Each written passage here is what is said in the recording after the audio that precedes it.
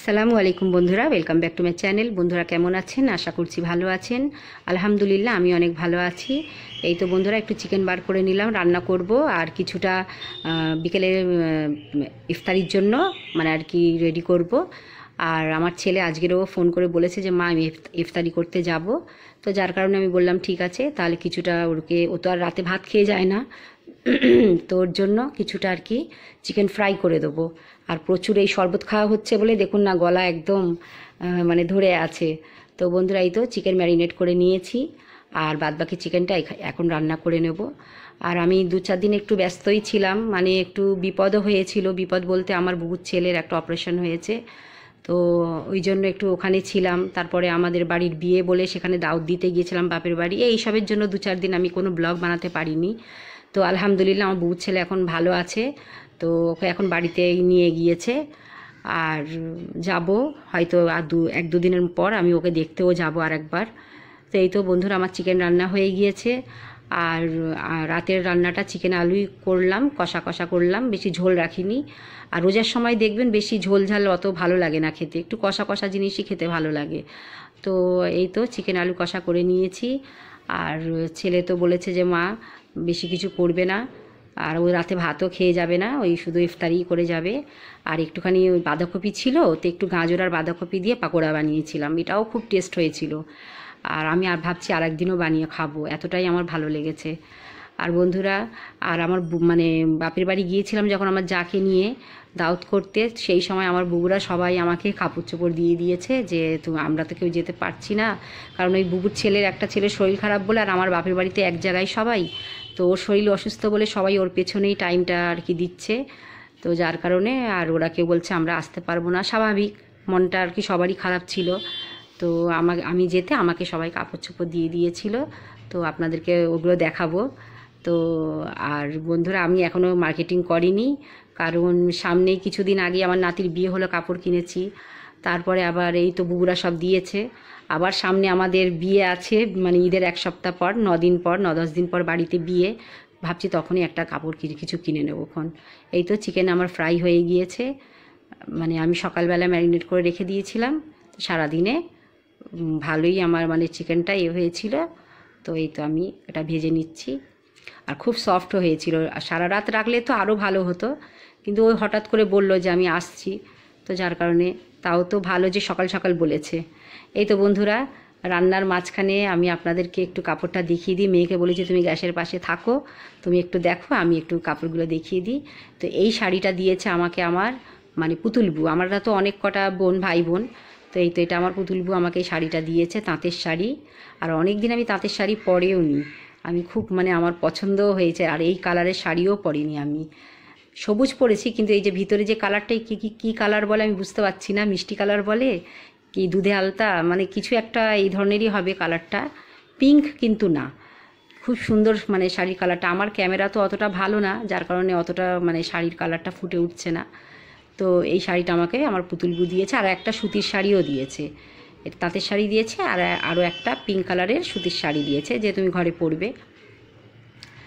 তো এই তো সেই সুতির শাড়িটা, এই যে এই শাড়িটাও খুব সুন্দর, একদম মানে কটন, তো গরমের সময় পরলে খুব আরাম হবে। আর আমি একটু শাড়ি পরি বাড়িতে, আমার বউরা জানে যে আমি একটু মাঝে মধ্যে শাড়ি পরি। আমাদের এখানে বউরা মানে চুড়িদার, শাড়ি, নাইটি সবই পরে। তো এই তো এই শাড়িটাও ছোটো ছোটো ফুল, খুব সুন্দর, এই শাড়িটাও আমার খুব পছন্দ হয়েছে। তো এই দুটো শাড়ি আমাকে আমার পুতুলবু দিয়েছে।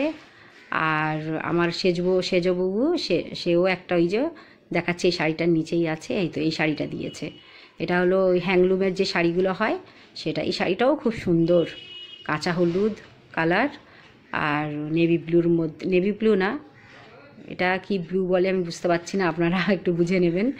তো এই শাড়িটাও খুব সুন্দর, আর কাপড়টা একদম সফট, খুব ভালো, গরমের সময় মানে এগুলো পরলে যা আরাম। তো এই শাড়িটাও আমার খুব পছন্দ হয়েছে। তো আমার দুটো বুবু এই শাড়ি দিয়েছে, আর আমার বড় বুবু আমাকে একটা সালোয়ার কামিজ দিয়েছে কটনের, ওটাও খুব সুন্দর। এই তো এই শাড়িটা সরিয়ে দিয়ে এই তো এবারে আমার বড় বুবু এই চুড়িদারটা দিয়েছে, এটাও একদম পুরো কটনের, মানে গরমের সময় এগুলো মানে খুবই পরলে একদম আরাম, কোনো কষ্ট হবে না। এই তো এই শাড়িটা আমার বুবু দিয়েছে।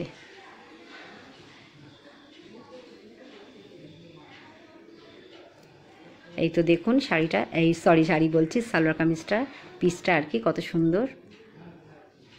এটা হলো আর কি কামিজ, আর ওড়না হলো এটা ওড়না কি, এটা মানে হোয়াইটের মধ্যে না, ব্ল্যাকের মধ্যে একটা যে বিস্কিট কালার হয় না, সেই তার উপরে। আর এই দুটো কুর্তিও দিয়েছে।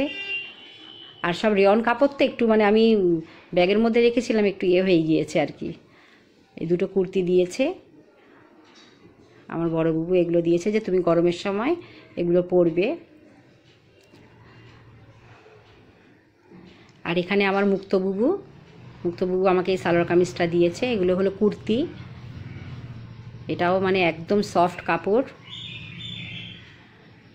আসলে আমার ক্যামেরায় ভালো করে কালারগুলো বোঝা যাচ্ছে না, মানে এত সুন্দর কালারগুলো না, একদম হালকা কালার। আর এই যে আপনাদেরকে আমি ধরে দেখাচ্ছি, মানে একদম সফট কাপড়গুলো পরে আর কি খুব আরাম হবে।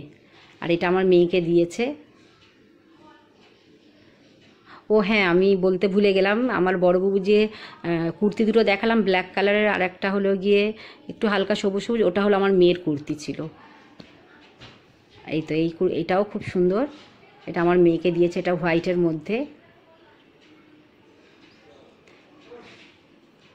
এটাও খুব নরম কাপড়। আমি আবার মানে আমার পাশে হাজব্যান্ড বসেছিল, তাকে দেখাচ্ছিলাম। আর এটা হলো পাঞ্জাবি পায়জামা, আমার হাজব্যান্ডকে দিয়েছে, আর লুঙ্গি দিয়েছে, আর প্যান্ট, জিন্সের প্যান্ট আর শার্ট, সবুজ কালারের পাঞ্জাবি পায়জামা লুঙ্গি, হ্যাঁ শার্ট দিয়েছে। এটা এই শার্টটাও খুব সুন্দর, মানে খুব মানে সফট কাপড় আর কি। এগুলোই গরমের সময় পরলে ভালো লাগবে, আরাম পাবে আর কি। আর এখানে আমার এক মুক্তবুবু একটা ওড়না দিয়েছিল, তো ওড়নাটা আমি আপনাদের প্রথমে দেখাতে পারিনি, কাপড়ের মানে ওইসব কাপড়ের নিচে ঢুকে গিয়েছিল। এই তো এই ওড়নাটাও খুব সুন্দর, নরম কাপড় একদম, আর কাজ করা আছে, খুব সুন্দর এই ওড়নাটা। আর আমার ছেলেকে তো টাকা দিয়েছে, আমার মানে বুবুরা সব টাকা দিয়ে দিয়েছে, আমার মেয়েকেও টাকা দিয়েছে যে তোমরা তোমাদের পছন্দের মতো কাপড় কিনে নেবে। আর এই দেখুন না, আমার মুক্তবুবু আবার মানে উমরা হজ করতে গিয়েছিল, তো ওখান থেকে পাথর নিয়ে এসেছিলো। তো 6টা না 7টা পাথর, মানে আমার সব বুবুদের ছেলেদের জন্য একটা করে পাথর এনেছিল। তো সেই পাথর শুধু দেবে, রূপোর আংটি করে সবাইকে দিয়েছে। ঈদের সময় সবাইকে এই একটা করে এই আংটি দিয়ে দিয়েছে। এই যে দেখুন কত সুন্দর। আর আমার ছেলে বিকেলে পড়েছে, ওর হাতে এত মানাচ্ছে, আর একদম ঠিকও হয়েছে। হালকা একটু ঢিলে হয়েছে, কিন্তু বলছে মা ওটা আমার অসুবিধা হচ্ছে না, মানে পড়ে যাবে না আঙুল থেকে, একদম ঠিক হয়েছে। আর খুব সুন্দরও লাগছিল ওর হাতে, কিন্তু বলছে কলেজে তো পড়া আর কি অ্যালাউ নেই, তো ওই যার কারণে বাড়িতেই রেখে গেছে আংটিটা। নাহলে খুব সুন্দর, ওকে খুব মানিয়েছে। সব বুবুদের ছেলেদের জন্য আমার বুবু ওই পাথর এনেছিল, মানে হজ থেকে ওই আংটি বানিয়ে সবাইকে দিয়েছে। তো বন্ধুরা, এই ছিল আজকের ভিডিও। আর এই তো ইফতারি এবারে আমরা খাবো, আজানের টাইম হয়ে গিয়েছে।